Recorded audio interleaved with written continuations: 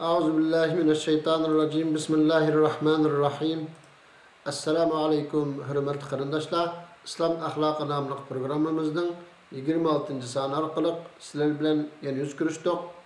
Programımızın aziz mehmoni Sharqi Turkiston Ulamolar birligi a'zosi ustoz Abdulahad Hafiz. Men program riyosatchisi Abdulahad Ujat. Hürmetli ustoz, bu programımızga hoş keldilar. Qimmatli vaqtlarini chiqarganligi uchun köp rahmet eytimiz. Allah razı olsun. Özürüm rahmet, Allah razı olsun. Allah Teala bu programını kılıç jarayonida tapkan japalarga ajazin bersin. Allah Teala bu programı başta özümüzge ve bu programı ko'rgan barliq qarindoshlarımızga foydali qilsin. Amin, amin. Özürüm, Allah razı olsun. Hürmetli qarindoshlar, bugünkü programımızda ihsan hakkında to'xtalib o'tamiz. Programımızı birinci sualdan başlasak. Hürmetli ustoz, ihsan degan nima? Bu haqda qisqacha ma'lumot bersangiz. Bismillahirrahmanirrahim. Elhamdülillahi rabbil alamin. Vel akibatu lil muttaqin ve salatu vesselamu ala seyyidina Muhammedin ve ala alihi ve ashabihi ecmaîn. Hamda ihsan İslam ahlakınınki en yukarı pallesi, bir mümininki erişeleydiğen faziletlik ahlak en yukarısı. Yani buna biz hemimiz Cebrail hadisi de bir hadis var, İmam Müslim rivayet kılgan. Cebrail aleyhisselam Resulullah'ın kelip iman, İslam, ihsan hakkında sorulgan.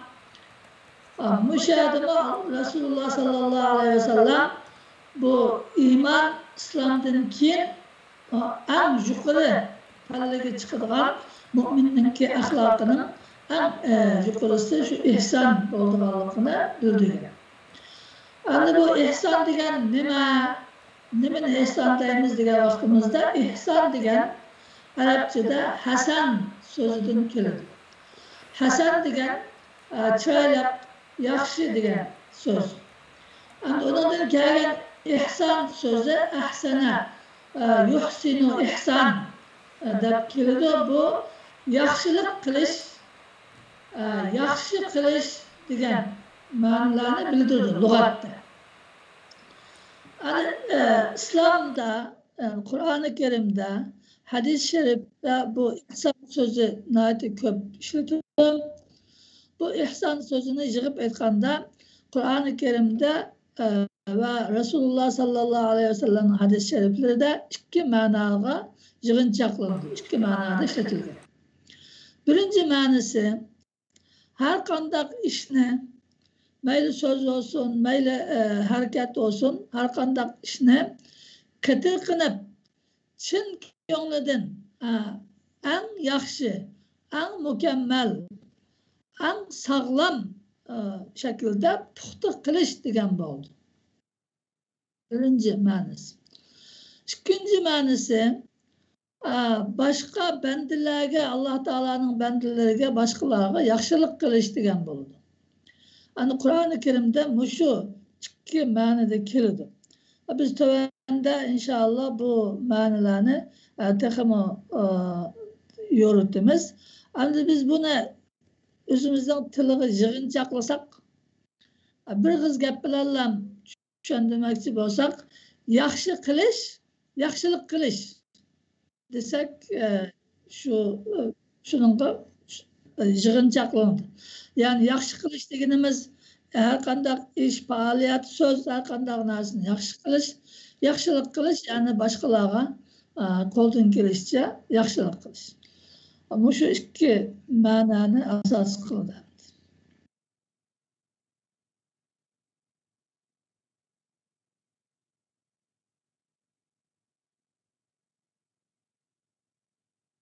Yaxshilik qilish, yomonlik qilmaslik.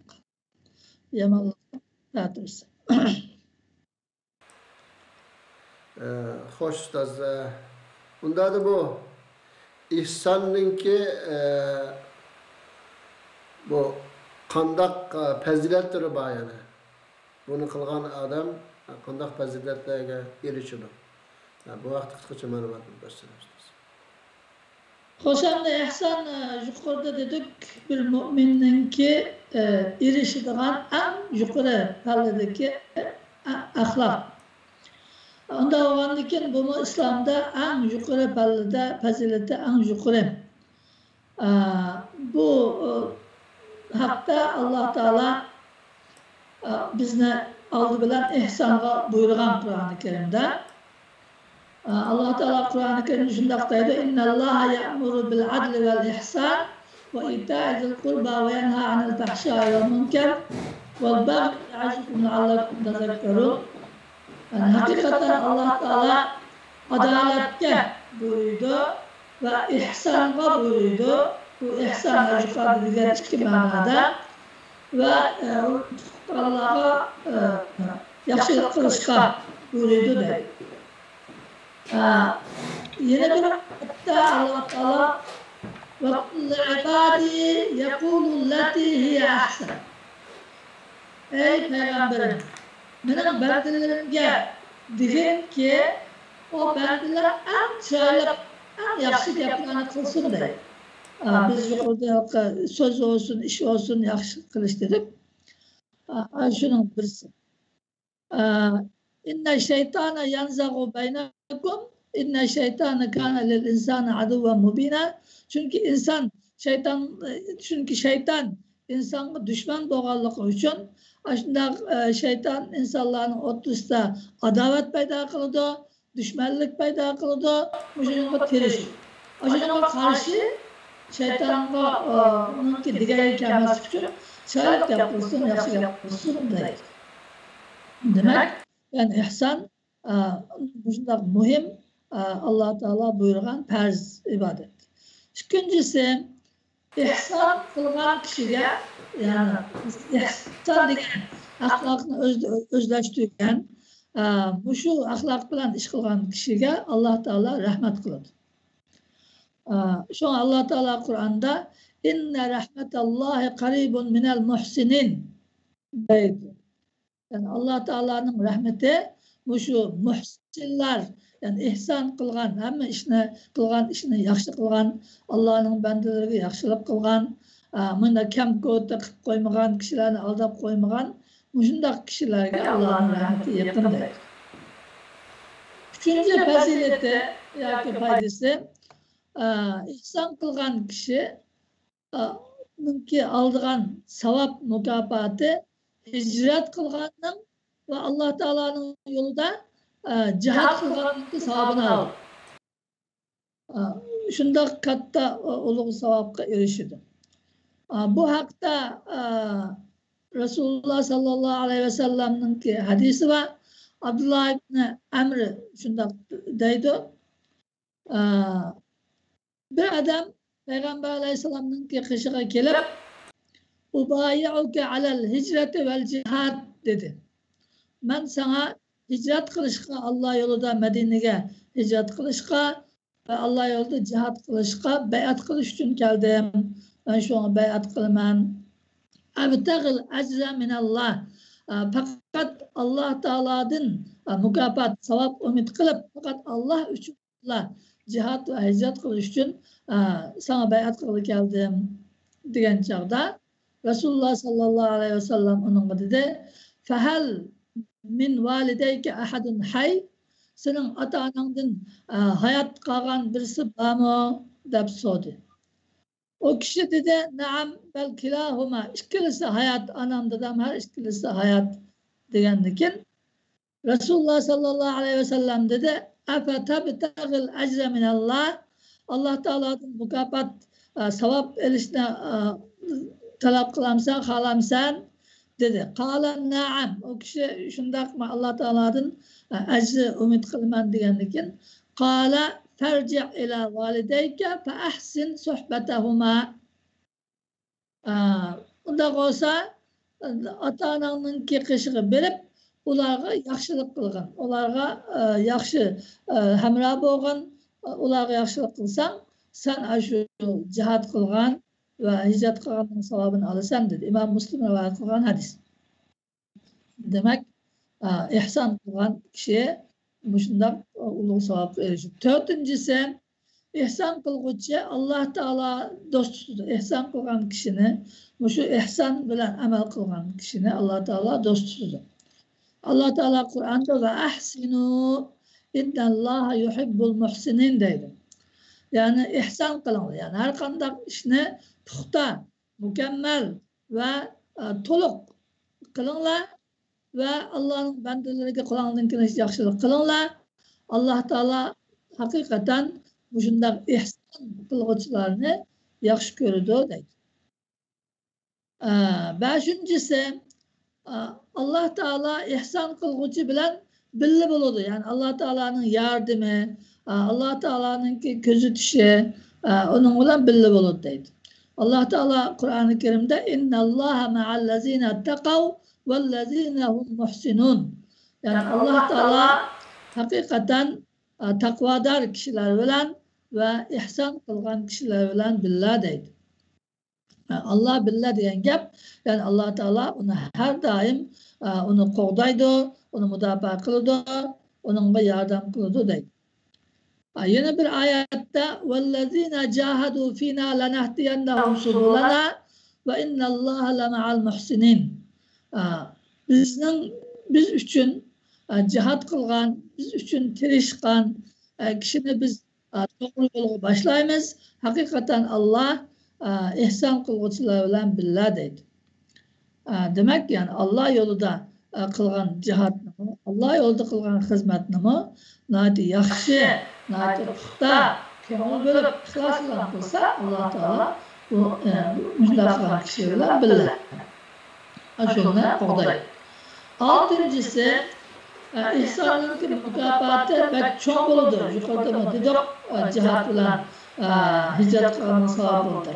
Yine Allah Teala deydi hal cezâ'ul ihsan illel ihsan. Yani ihsanın mükafatı fakat yine ihsan olur. Yani bendinin kılgan ihsanı bendinin özünün kudretine layık buludur. Ama Allah Teala'nın onunla bildiren ihsan mükafatı olsa Allah Teala'nın azameti celalına layık olur. Onun hesabını Allah özülür. Şundan katta, şundan ulu olur. Resulullah sallallahu aleyhi ve sellem lillezine ahsenul husna ve ziyade diyen ayetini okup yani şu yaxşılık kılgan, ihsan kılgan kişilerge yine şu ihsan, husna, naiti, yaxşı mükafat var ve ziyade ve tekimiz ziyadesi var dedi bu ayette Allah Teala. Resulullah sallallahu aleyhi ve sellem şu ayetini okugandan keyin deydi İza dakhala ahlul cennetil cenneh ve ahlun nari nar. Cennet ahli cennetke kirip boğan, dozak ahli dozakka kirip boğandan keyin nada munadin bir kişi çakırdı deydi. Nida kıldı. Ya ahlel cenneh inne lekum indallahi mev'iden yuridu en yuncizekumuhu. Allah Teala'nın sizlerge bergen bir vadisi var. Allah Teala sizlerge aşı vadisine hazır sizlerge aşını vapa kılıp aşını bir vermekçi dep cennet ehlige bir kişi nida kıldı. Feyekulun ma huve o cennetteki zatlar cennetke kirgen baxtlı kişiler dedi ki o Allah Teala'nın bizge bildiğin mükafatı nime? Alam yusakkil mevazinana Allah Teala bizning mezonimizni, yaxshiligimizni eg'ir qilib, shuningga bizni mukofot berib jannatga kirgizdi va yubayyidu vujuhana bizningki yuzlarimizni oq qildi, nurli qildi va yudkhilunal janna va bizni jannatga kirgizdi va yuzahzihuna anin nar bizni do'zaxdan uzoq qildi emasmi? Bu shuncha vala ne'matlarni bizga Allah Teala berdi.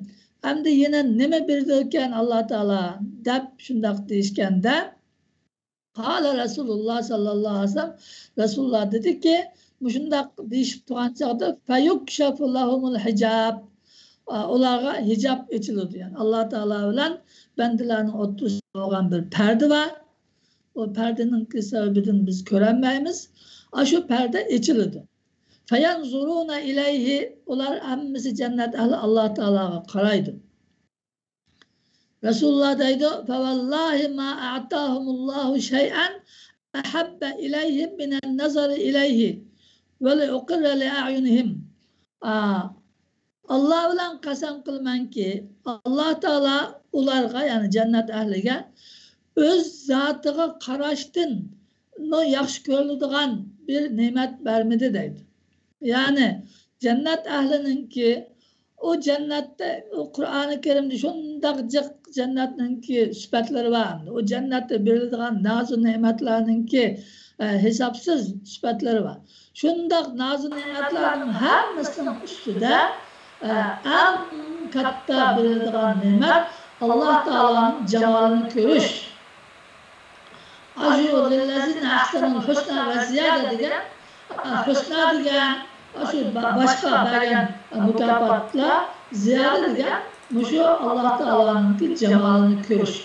Bu Allah Teala'nın cemalini görgenin ki cennet ehlinin bütün nimetler onun gözünü aldı da o hiçbirini tenkemekten bulak kaldı.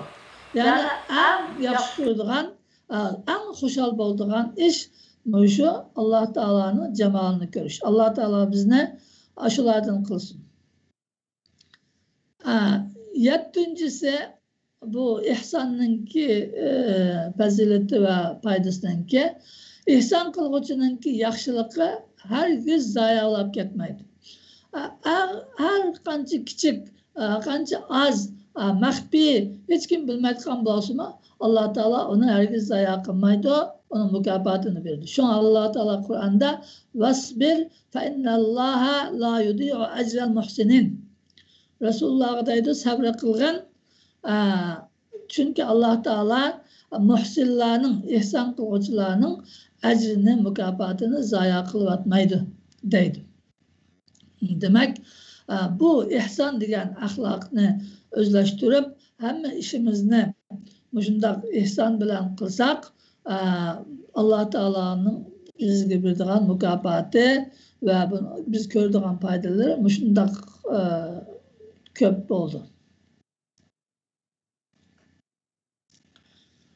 Müşünçülük değil. Allah razı olsun. Tüvende bu ihsanınki türleri hakkında bir kısaca malumat versin, yani bu kaç türlü bölünüyor? Qaysi işler ihsanın qatarına giriyor? Hoş endi ihsanın ki türlere yoki kimlarga ihson qilamiz, qaysi ishlarda ihson qilamiz degan o'xshash demoqchi bo'lsak, oldi bilan birinchi o'zimizga ihson qilish. Yani deganning bunun ma'nosi yuqoridagi ihsonning fazilat foydalarini dedik. Shu ihson qilganning foydasi oldi bilan o'zimizga bo'ladi. Şuna Allah Teala Kur'an'da in ahsantum ahsantum li anfusikum ve in asatum felaha. Eğer sizler ihsan kılsanlar, yaxşılık kılsanlar, yaxşı iş kılsanlar, işlerini yaxşı puxta kılsanlar, onun faydası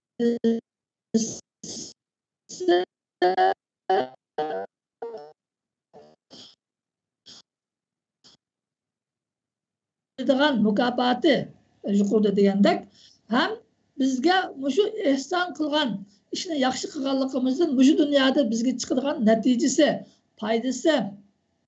Chunki bir qilgan ishni yaxshi qilsak, puxta qilsak, sog'lom qilsak, o qilgan ishimiz boshqalarga manfaat qildi, boshqalarga uning azqatidi. Shuning bilan uningdan bizga olgan ajrimiz masalan ya o bizge az katıdı. O olmasa o kişiler şu kılgan işimizin yaxşılıkını, yaxşı iş kılın kögendikin, muş adam nait yaxşı iş kılırken, hem muş adamga iş kıldırsam bolduken, muş adam bilen muamele kılsam bolduken dep biz işinip muamele kıldıkan boldu, faydasını özümüz körümüz. Bu ayet şu manalarını içi kaldı. Onundan keyin hamda ikincisi ibadetni yaxshi qilish. İbadetni yaxshi qilish deganimiz hamda ibadet deganda asli insonninki barliq ish harakatlari ibodatga kiradi. İbadetning umumiy ma'nosida. Hani xususiy ma'noda aytgan vaqtimizda namoz o'qish, ro'za tutish, zakat berish, haj qilish deganga o'xshash, Qur'on o'qish, sadaqa berish deganga o'xshashlarni ibodat deymiz hamda hamma odamning bilgan ibodat. Hani şu ibadetlarni qilgan chaqda bu ibodatni ihson bilan qilish. Buni Resulullah sallallahu aleyhi ve sellem biz yuqorida ishorat qilgan Jibril alayhissalom kelib iymon islomdan so'rgandan keyin ihson degan nimasi so'rgan chaqda Resulullah unga javob berib an ta'budallaha ka'annaka tarahu fa in lam takun tarahu fa innahu yarak degan. Yani sen Allah Teala'ga ibadet kılgan vaxtında şu namaz okuyatkan, roza tutuyatkan, bir şey sadaka bergen, zakat bergen ya Kur'an okuyan diyen okşaş. Şu işlerini kılatkan vaxtında xuddi Allah Teala'nı körep durandek. Allah Teala'nı aldığında körep durup, Allah Teala'ga karap durup kılgandek kılgın. Fe illem tekun terahu, sen Allah Teala'nı göremezsen mi? فَاِنَّهُ yarak. Allah Teala seni körep durdu.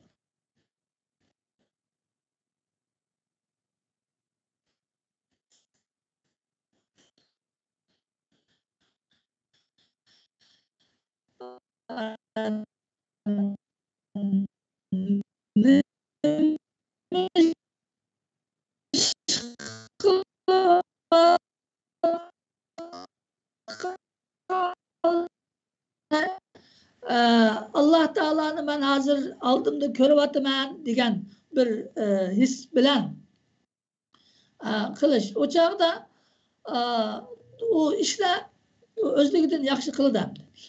Bu mertebeye yetenmesem Allah Teala'nı kögendek bir hissiyatı kelip kıldıkan mertebeye yetenmesem ikinci mertebe فَاِلَّمْ تَاكُنْ تَرَاهُ فَاِنَّهُ yarak.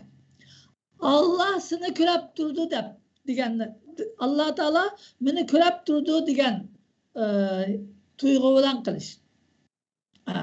Onda olganlıkken hamdi biz mındak kalkamağı dünyadan misal kelsak bir başlık bir yerde işlesek bir başlık bizim beşimizde kelip karap dursa biz o işte şunun az düştün kandak yaxşı kılımız.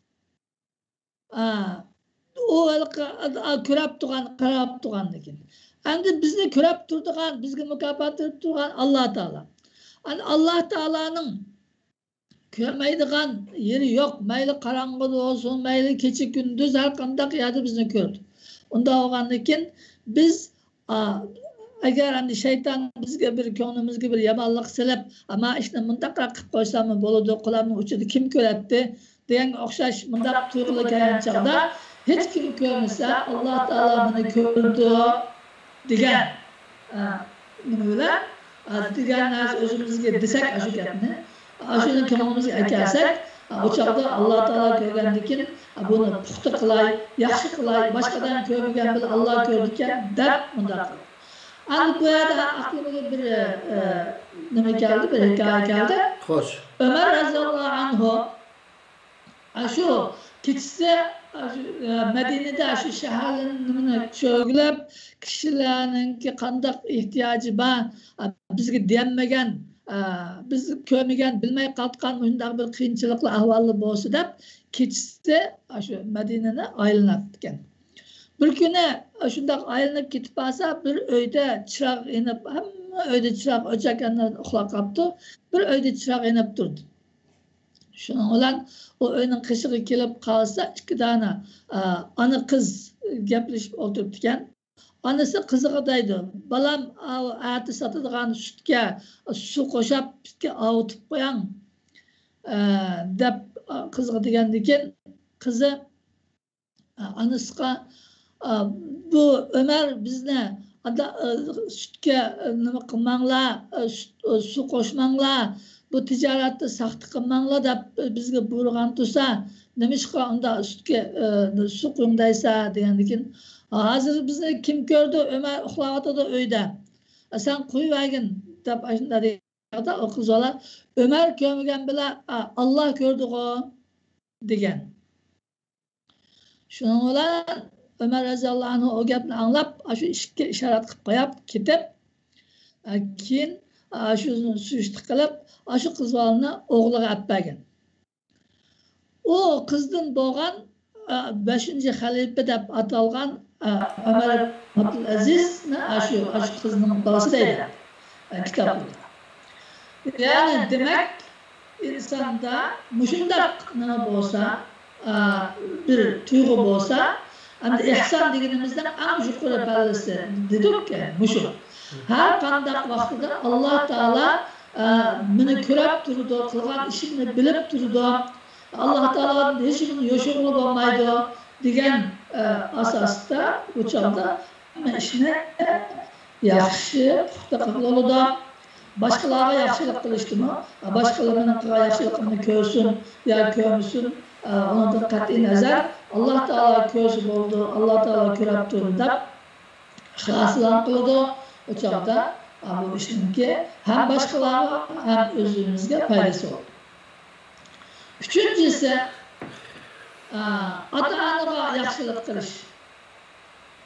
Ota-onaga qilgan yaxshilikni shundoq ihson bilan yaxshi qilish. Alloh taolo deydi: "Va qada robbuka alla ta'budu illa iyyah va bil validayni ihsana."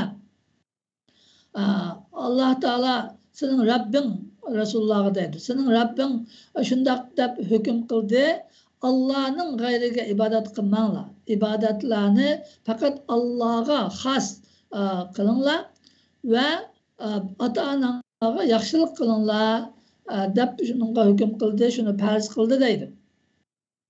Demak, ya'ni yaxshilikninki bir turi ota-onaga yaxshilik qilish. Ondan keyin to'rtinchisi xotinlar birsi-birsiga yaxshilik qilish. Eri xotini eriga sodiq bo'lish, bir-biriga yolg'on aytib yoki bir-birini yo'q yerida uni qilmaslik. Qo'ldan kelishicha bir-biriga yaxshilik qilish. Shunga Rasululloh sallallohu alayhi vasallam akmalul mu'minina imanan ahsanuhum xuluqan. Mu'minlarninki iymonda eng mukammal bo'lgani, iymoni eng kuchli bo'lgani, axloqi eng chiroyli, axloqi eng yaxshi bo'lgani. Va xiyarukum xiyarukum linisa'ihim. Sizlarninki sahobalarning eng yaxshisi ayollarga eng yaxshi bo'lgan, yaxshi muomala qilganlarga deydi. Bu Imom Tirmiziy rivoyat qilgan hasan sahih hadis. Demak, ayollarni uyda bir-biriga yaxshi muomala qilsa, ularning hayoti yaxshi o'tadi. Alloh taolo o uyga barakat beradi. To'rtinchisi bolalarga yaxshilik qilish. Ota-ona bo'lgan kishi yuqorida ota-onaga yaxshilik qilish kerak, hamda bolalarning haqqi bor. Bolalarga yaxshilik qilish. Bu to'g'riliq Rasululloh man la yarham la yurham. Ya'ni bolaga qisqa marhamat qilmagan kishiga Alloh taolo rahmat qilmaydi. Muttafaqun alayhi hadis. Endi bolalarga yaxshilik qilish degan bu natibat cho'ng mavzuda. Birincisi bolalarga chiroyli yaxshi ism qo'yish.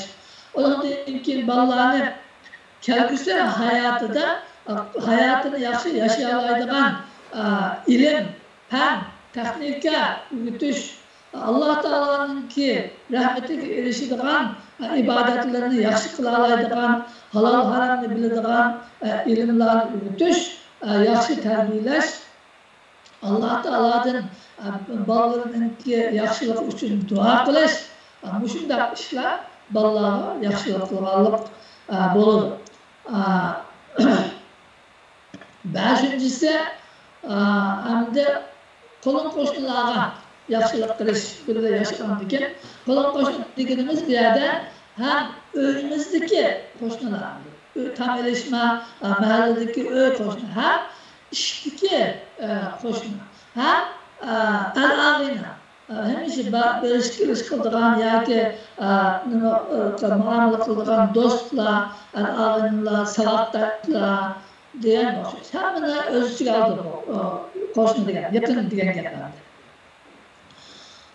Şuna Resulullah sallallahu aleyhi ve sellem men kâne yu'minu billahi vel yevmil âhir fel yuhsin ila carihi. Kim ki Allah Teala'ga işini diken ve kıyamet günü Allah Teala'nın aldığı böyle bir hesap bir işini diken koşnulara ihsan kılsın, yaxşılık kılsın, Allah'a yamanlık kılmasın. Ve men kâne yu'minu billahi vel yevmil âhir fel yukrim dayfehu. Ki Allah'a ve kıyamet günü iman keltügen bolsa, ögü kelgen mehmanlığa koldan kirişçe ikram kılsın. Ve men kâne yu'minu billahi vel yevmil âhir fel yakul hayran ev liyasmut. Kim ki Allah'a ve kıyamet günü işengen bolsa, o kişi yaxşı gap kılsın, yaxşı söz kılsın, ya ki yaxşı söz olsa sukut kılsın, jim dursun. Misal yaxşı söz kılsın diyen gapni tövendime kelidi. İhsandaki, sözdeki ihsan yani, yaxşı gap kılış. İmam Müslim rivayet kılgan sahih hadis. Altıncısı hem de muhtaç, tulhuttun, yetim oğul, miskin deymiz hem de. Muşundak yardımga ihtiyacı var kişilerge yaxşılık kılış. Ular koldan kelişçe yardım kılış. Kandak bir şekilde bolsa. Allah Teala Kur'an'da ve iz ahazna misaqa bani İsrail la ta'buduna illallah ve bil valideyni ihsana ve zil kurba vel yetama vel masakin deydi. Yani biz Bani İsrail'den şundak ahdi aldık. Bu bizden mi elingan ahdi oldu? Allah'dan başka ibadet kılmanlar. Fakat Allah'a da ibadet kılınlar, ata-ananlığa yaxşılık kılınlar, urug tuqqanlarına yaxşılık kılınlar, yetimlerge yaxşılık kılınlar, miskin, ajımdaki fakir, muhtaçlarga yaxşılık kılınlar dep biz ahdi aldık deydi. Yani bu işlerin hepsi dinimizde buyurgan muhim işler. Yettincisi ticaret işleri de ihsan kılış deydi. Ticaret işleri de ihsan kılış yani nem diyen gap bu bir netice ölçüyor hemen kısa değil. Birincisi eliş satışta binası asak ya binası sattık rastçıl buluş. Rast gap kılış. Bu doğruluk hadisle var. İkincisi köz boyap canı cın naçarını yaxşı dep satmaslık. Üçüncüsü payda elişte haddidin aşırı etmeslik. İhsan degen muşu hem de mesela bir narsige payda elişte %1% dep haddidin ziyade payda alsa bu ihsan kılgan bolmaydı. Normal özünki kılgan atkan japasga düşlük payda eriş kerek çünkü az ağan kişilerge bir payda yetkizüş lazım. Dördüncüsü aciz, fakir, muşundak muhtaç kişilerden binası setip algan bolsa, ya ki binası setişka mecbur olup kalgan kişilerden binası setip algan bolsa, onunki nimesine fırsat bilip azan evamaslık. Şu malının bahası bazarda kancak olsa şunçak ilişkirek. Hem de o muhtaç olup kalgan adam ya ki setip hem de setişka ihtiyacı olup kalgan adam hem de ama hemen azam basılıp durursa mecbur satıdı hem de. Ama ona yukarıda biz degandek Allah Teala körep durdu. Şuna andağılıkı mecbur kalgan, muhtaç kalgan kişilerden birisi algan çağda bazardaki bahasını düşürüp andağ kılmaslık lazım. Bundan kılsak ihsan oldu. Ondan keyin malının bahasını bilmeydiğen kişilerge binası satsa, hem de yukarıdaki asaydı, satsa bahanı bazardakinden östürüp bundan kımmet setip almaslık. Çünkü bazı adamlar bazarın bahasını bunu neçe pulga altıqandı bilmeydi. Bazı adamlar bazarlık etip nima qilishni, baha talashishni bilmeydi. Nima desa shuni aldı. Bunda ahvalda şu bazarda talashib satqa adamga qancha pul satsa shuncha pulga setish kerak. Shunday qilsan ihson qilgan bo'ldi. Ondan keyin bu ağuçu olsun yoki satquchi olsun baha talashib qattiq turolmaslik. Bag'uchimi, ağuchimi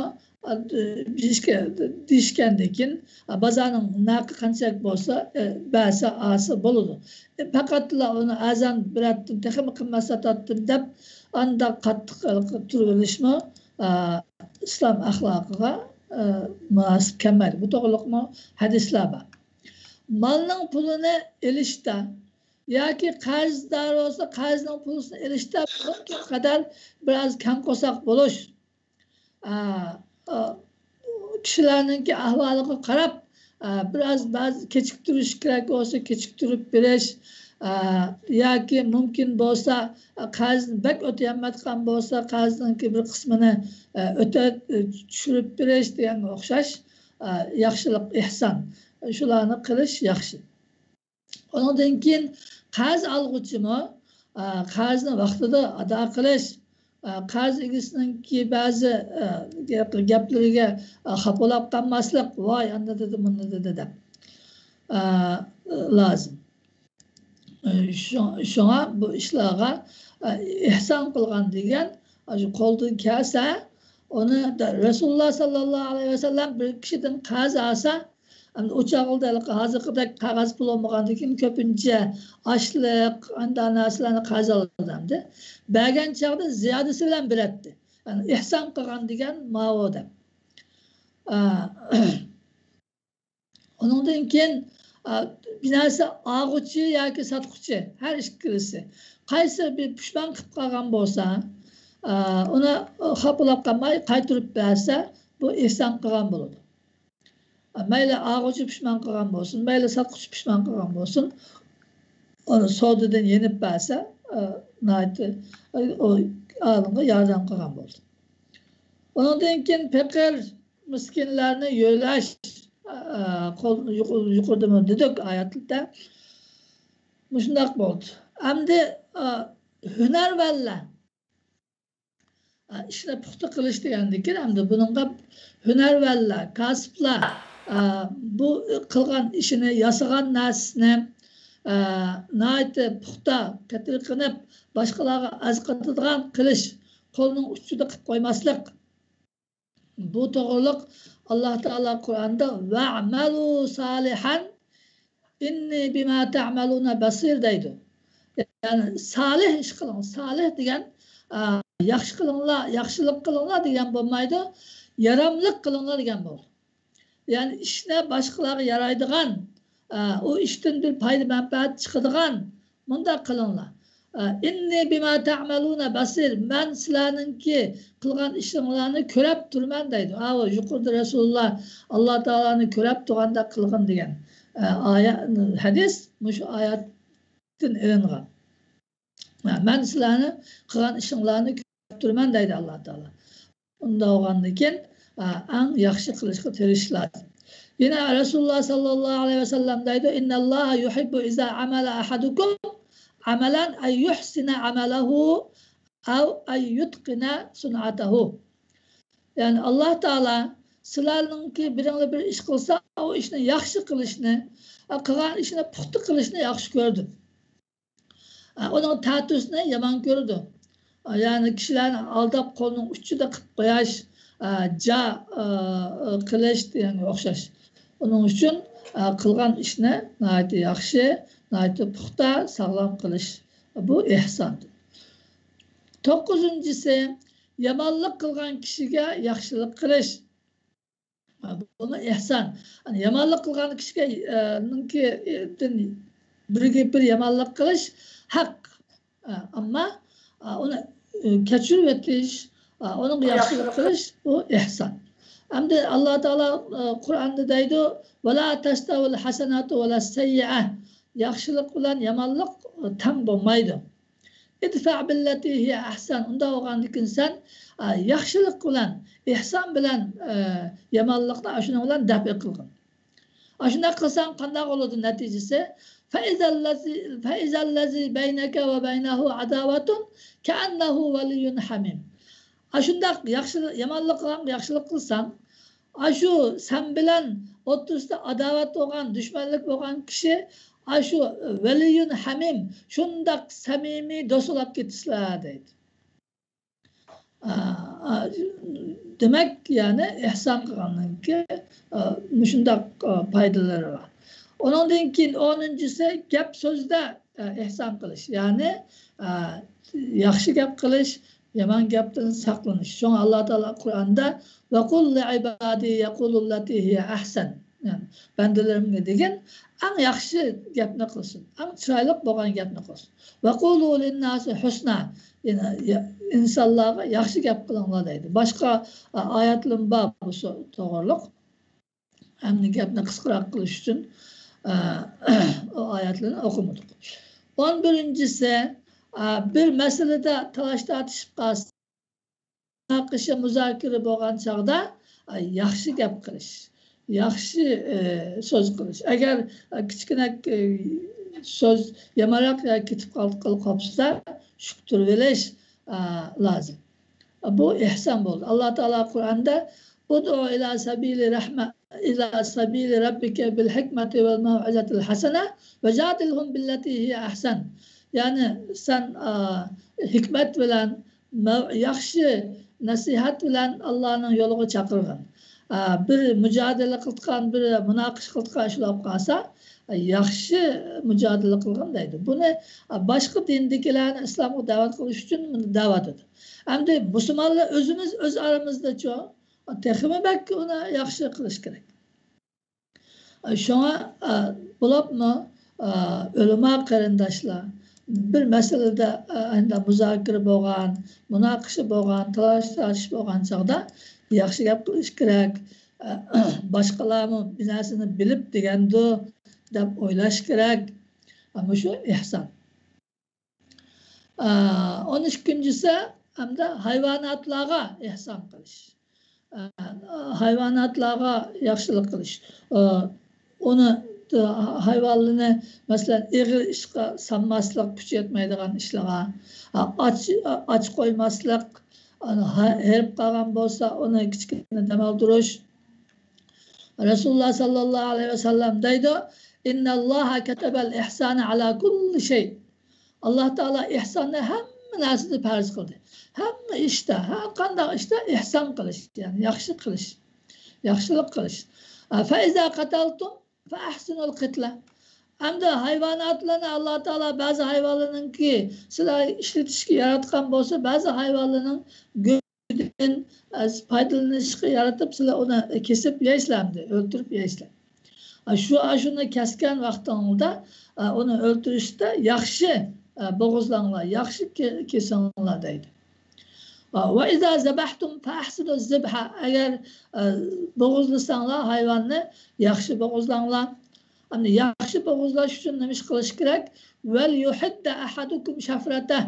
Yani pichoqni tik qilsin deydi. Fal yurih zabihata va bo'g'izlangan hayvonni rahat oldirsin. Buning Rasululloh hayvonninki 4 tomiri va qon chiqadigan, 3ni kesib birini saqlab tursa, shu hayvon rahatlik bilan jon bera oladi va qonni rahatlik bilan chiqadi degan Imom Muslim rivoyat qilgan. Mana shunday ishlarda ihson qilish hammamizga zarur bo'lgan ish. Allah razı olsun ustaz. Bu yuqoridagi so'zlardan, hadislar, oyatlarni qaraganda bu ihsonninki, ya'ni islomninki butun ishlarini o'z ichiga olganligini bildik. Ama şu eğer bir insan, bir musulmon shu ihsonni yaxshi tushunsa, yaxshi bilsa, dunyo va oxiratlik işlerinde yaxşılıkka erişidiganligini tunib yattık. Allah razı olsun. Tövende ustaz hem de muşundaq faziletlik ahlakını özümüzde qandaq yediraymiz. Bununla bir kısaca məlumat gösterin. Xoş, endi bu ahlak özümüzde yetildirish gayet muhim. Yuqorida so'zlagandek qandaq muhim ish ekanligini bildik endi. Buning uchun birinchi Alloh taoloning ko'rib turganligini ko'z oldimizga keltirish. Ya'ni bir ishni qilayotgan vaqtida har zaman Alloh taoloning ko'rib turganini ko'z oldimizga keltirib, men ko'rmasam, Alloh meni ko'rib turdi desak, o çağda işini kılışka tutku olur. Üçüncüsü kıyamet günü Allah Teala'ya hesap verişte oylaş.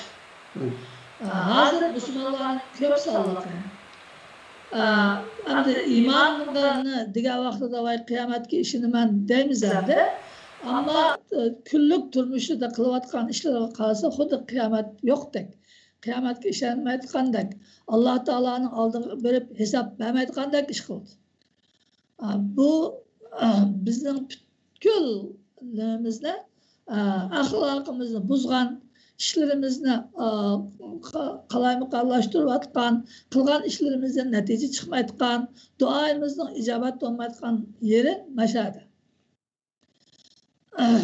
Kıyamet günü Allah Teala'nın aldığı verip hesap verişte her daim şundak oylaş gerek ki şu hesap veriş bizden işimizi kontrol kılış gerek. Bir söz kılsak, bir iş kılsak, bu şunu Allah Teala'ya kandak hesap vereleymen digenini oylagan çağda hesap veremedika işini kılmayız. O çağda işimiz yaxşı oldu. Üçüncüsü kılgan işinki kolumuzdaki işten amanet ekanligini ve bu işten bizden mesuliyetimiz varlığımız, sorakka tatıldıqanlığımızı bilişimiz gerek. Yukarıda biz Allah Teala gördü degendeken belki insanlar bizden sorakka tatması mı? İnsanların kutuluk gelsek mi Allah'tan kutuluk olamaydı. Şunun için kandak iş olsun, kandak yerde işleyli. Bu iş bizden yardımımızga amanet. Amanetini yaxşı saklaş, yaxşı muhafazat kılış lazım. Zaya kılıp atmaslık lazım ve o kılgan işimizden yaxşı kılmaya kalsak sorulduğanlığımız, mesul ikenligimizni biliş lazım. Bu şunu bilsek o çağda insanla özümüzde özleştiremeyiz. Dördüncüsü halis niyetli buluş. Yaman niyetten saklanış. Niyetimiz halis olsa o çağda kılgan işimiz yaxşı olurdu. Şu an Resulullah innemel a'malu bin niyat ve innemel likulli imri'in ma nawa. Yani ameller, işler niyetke bağlı. Niyetin yaxşı olsa işin yaxşı boludu. Niyetin yaman olsa o işin aşındak saxta, aşındak hile bilen, aşındak naçar boludu. Ande o aşı kılgan işten erişidigan nasi mi? Likulli imri'in ma nawa. Hamma kişi niyetiga bakıp mükafat ya cezaga erişidi deydi. Demek halis niyetli olsak bu bizde ihsan yapıyor. Beşincisi birbiri bilen hemkarlaşış. Biz bunun programını aşağı hemkarlık doğruluk kılgandık. Hemkarlık ihtiyacı olsa işini yalnız kılsa yaxşı kılmay kaldı. Bu işini ihsan bilen yaxşı kılış için hemkarlaşsak yaxşı kılıyordu. Altıncısı saxt kılış ve aldaşının nahayet ağır günah ekanligini biliş. Onun için meyli kişiler körsün kömüsün herkes aldamçılıktan yamanlığını bilip onun ağırlığını bilip onundan yüz öğrensek ihsanla özümüzde özleştirilip oldu Allah Teala'nın izni bilen. Allah Teala hemimizin şu ihsan diyen ahlakını özümüzde özleştirip ihsan bilen iş kılığına nasip kılsın.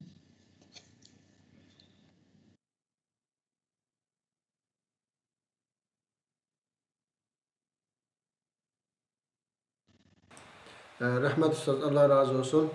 Allah bu programını hemimizge faydalık kıtbasın inşallah, menfaat kıtbasın.